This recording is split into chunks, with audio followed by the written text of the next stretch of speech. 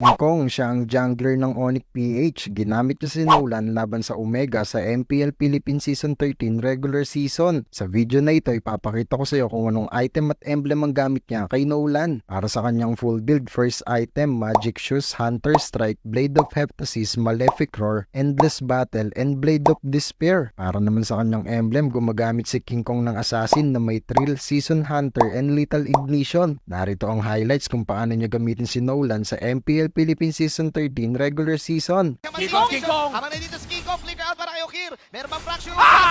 Fracture sa mukha! Fade away, fracture pa ang kanyang pinakita para tumama ang kanyang passive mechanic. Lord, niluluto na ng Omega. Tanong sinong kakain? Okay, si Jem ang papasok ngayon. Pero ando yung last take the last hit habang natutunaw ang buhay ni Jem ni Big J! Sabay Ryota with the slash of a lifetime! Double kill para kay Big J ngayon. At ang ganda ng dodge ni Okir. Here comes Kelra! Susubok siya umaplay dito. Single vision, single vision, single vision, single vision. Super hits! King Kong! Tumatakbo na. King Kong nakabang sa apat. Huli pa niya si Mark dito. Big J ang maiiwan. Foul play na si Kelra. But si Kelra makakuha din ng kill. Double kill. Si Mark na dito. King Kong nag-aabang. Hawi ng buhok. Habang si Mark na dito. Super kilay Super Prince. Super Prince tumatakbo. Hinahabol ng malaking dodgeboard. Yung dodgeboard tumatakbo na din. Yung dodgeboard na tumakbo. Antoryu umaout na. Retribution. Sabay fracture slash. King Kong sabay hawi ng buhok ulit. Pero makakakuha pa rin si... Naku po, alam nila na walang final Eska! speed. Si Ryota, laban ngayon si Escalera. Ay! Natunaw si Escalera. Tingnan natin, sa dito sa gilid. Wala doon si Mark. May mortality si Mark ngayon. Mga-out si Big J. Habang nandun si Kelra. Kelra! Dash. Habang blazing tuben para kay Big J. May immortality si Kelra! Siya, BMI out. Ukir will take the kill. Mawala si Jem dito. Double kill para kay Ukir. Ang ganda ng Winter Truncheon. Nandun pa rin si King Kong. Fracture. Wala si Jom. Ngayon, si Super Prince ang maiiwan.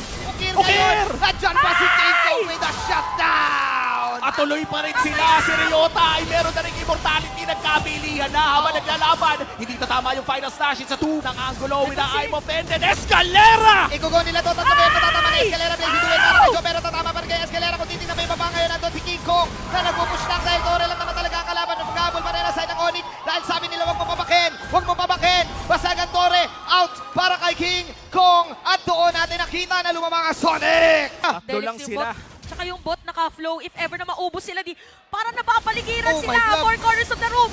Oh my God, isusukal nila! Oh. From behind!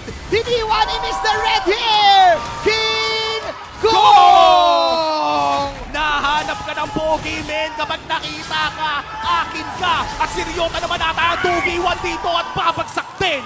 Dalawa na lang ang natitira para sa Omega at 5 para sa Sonics. Dito yung Claude. Oh no, 2v5 scenario. Antoryu tinakot na ni Super Prince. At tatapusin ata ito. Uy, naka-minion! May passive yung Arit. Kayang-kayang tapusin yung base. Isang mabilis na base lock lang yan. Para sa ng Onyx. Dalawa lang dito. Si 3 Joe seconds. at si Antoryu ang maiiwan. Winter Truncheon. Tinabugan ni Escalera. Here comes Okir. Nandito na si Okir. Tatapusin pa to. Nagsaman force. Kakayanin wala nang pa. minion! Nandoon ako naubos ang minions. Pero buhay pa rin ang side ng Onyx dito. Mabubuhay pa lang si Ryota. Unti na lang daw to.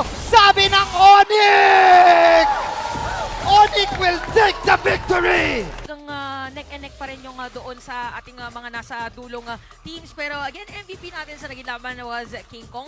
At lahat tayong tatlo ay nag-agree na after ng laban na yun.